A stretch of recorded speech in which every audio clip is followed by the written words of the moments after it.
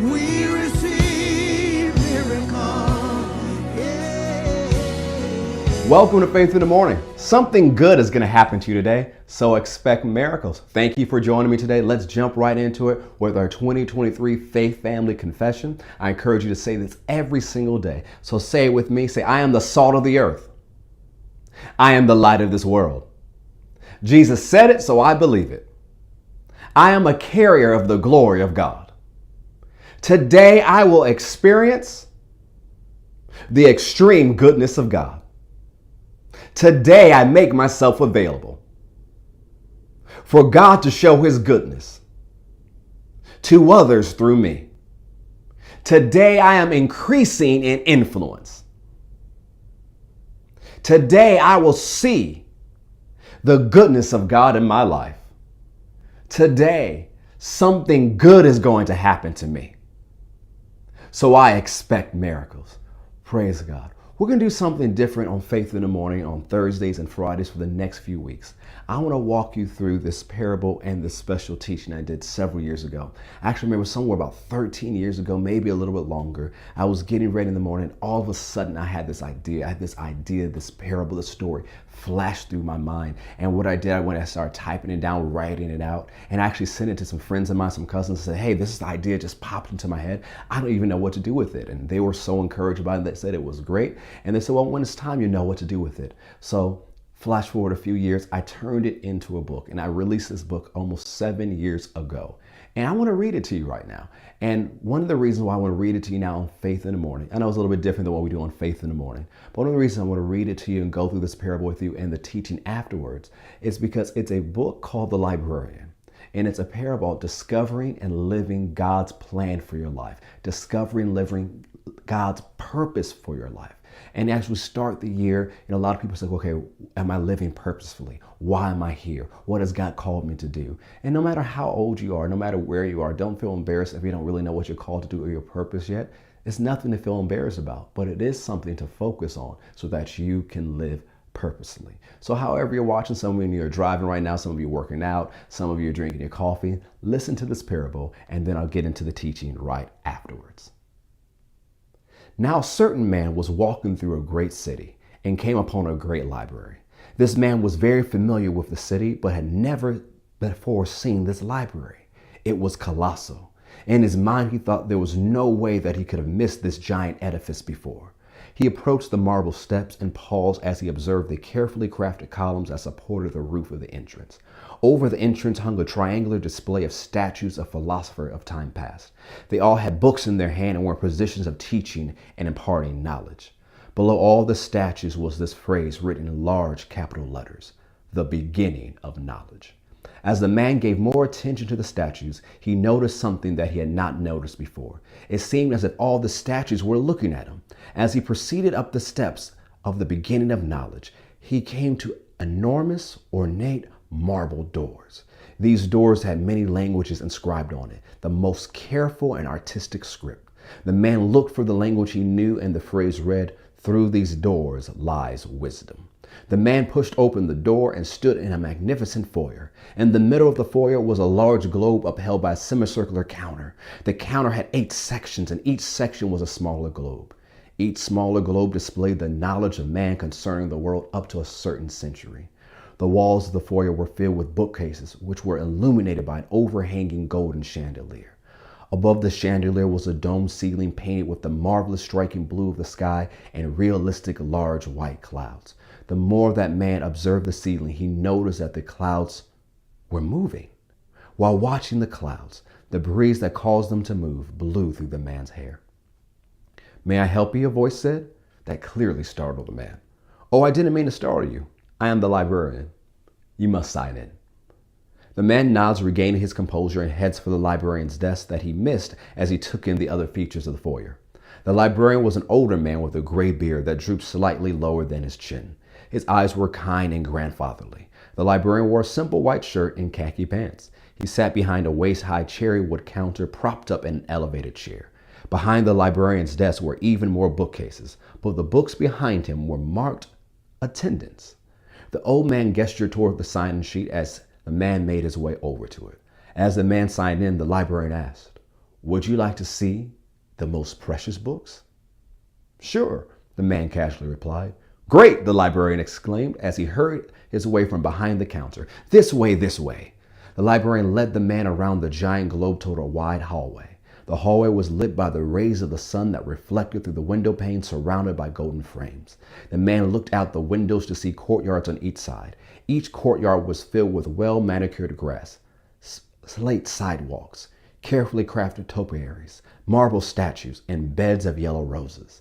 As they exited the hallway, they entered into a great hall. The hall was filled with the smell of old books and was well lit by golden hanging chandeliers, mounted decorated lamps, and windows which let in the sun's natural rays. The hall was divided into 4 sections. Each section was filled with bookcases organized into precise rows by topic, date, language, and country of origin. In the middle of the hall was a sculpture of an older man dramatically reading a scroll to marble children's statues at his feet. The statues were surrounded by a small stone protective fence that was bordered by reading benches.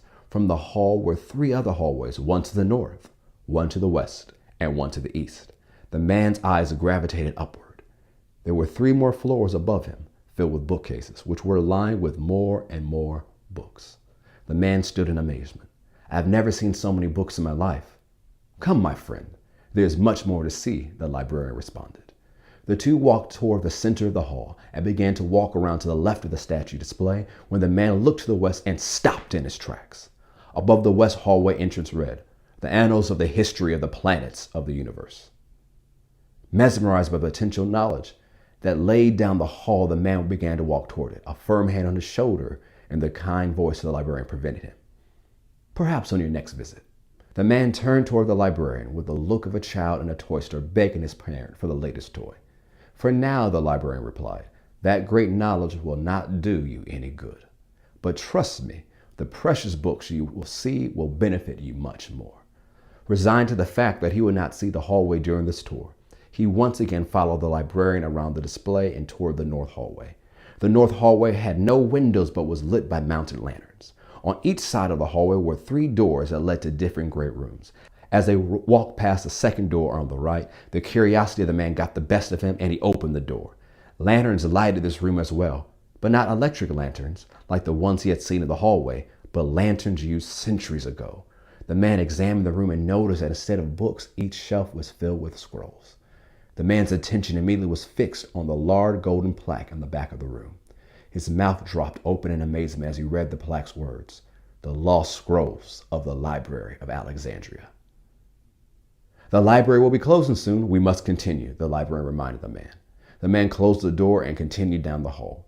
The hallway opened to a circular room that was lined with one continual bookshelf except for openings for hallways that led to the north, northwest, and northeast. The room was bright with light. It was the most lit room in the entire library. Above the bookshelf were 24 stained glass windows. In between each window was an electric lantern. The ceiling was filled with different lights and mirrors that reflected the light in one central direction, toward the middle of the room. In the middle of the room was a giant book. The book was 10 feet in width and length and was positioned on a large wooden pedestal. All the lights in the room focused on this one book. The colored light of the stained glass windows accentuated the pages of the book. The man approached the book and studied the 2 large pages. The first letter of the first word of each page was decorated and crafted into a picture likened to the ones that monks painted centuries ago. As the man read the words of the page, he realized what the book was. "It's a Bible. Is this the precious book you were referring to?" the man asked the librarian. "Oh, it is very precious. But it's not the book I was referring to. Follow me." Only one hallway left. The 2 walked down the north hallway. This hallway had no doors or windows, but had one purpose, to lead to the next room. They entered the next room, which was bordered by towering bookshelves, each filled with thick books and accompanied by a few ladders that would give a person access to the highest books. The man followed the librarian to the back of the room to a small table that protruded from the bookshelf. On the table was a singular electric candle. The librarian began to peruse the books in front of him. "Ah, here it is." The librarian pulled out 2 seemingly identical books and laid them on the table. "That's my name," the man exclaimed, as he realized that his name was the title of the 2 books. The librarian opened the 2 books and began to flip through their pages and stopped on a certain page. He motioned for the man to look at the pages. The man read one page of each book and realized that each page described a different account of a certain day of his life. The librarian quickly shut each book and pointed to the book's authors. On one book, the author was the man himself, but on the other book, the author was God. The librarian looked into the man's eyes and said, "You will be judged by the difference of these two books." Let me read you a couple of scriptures before we go. Psalm 139, verse 16. You saw me before I was born. Every day of my life was recorded in your book. Every moment was laid out before a single day had passed. Ephesians 2:10. For we are God's masterpiece. He has created us anew in Christ Jesus so we can do the good things he planned for us long ago. 2 Corinthians 5:9 through 10. So whether we are here in this body or away from this body, our goal is to please him, for we must all stand before Christ to be judged. We will each receive whatever we deserve for the good or evil we have done in this earthly body. Daniel 7:10. And a river of fire was pouring out, flowing from his presence. Millions of angels ministered to him. Many millions stood to attend him. Then the court began its session, and the books were open. Revelation 20, verse 12.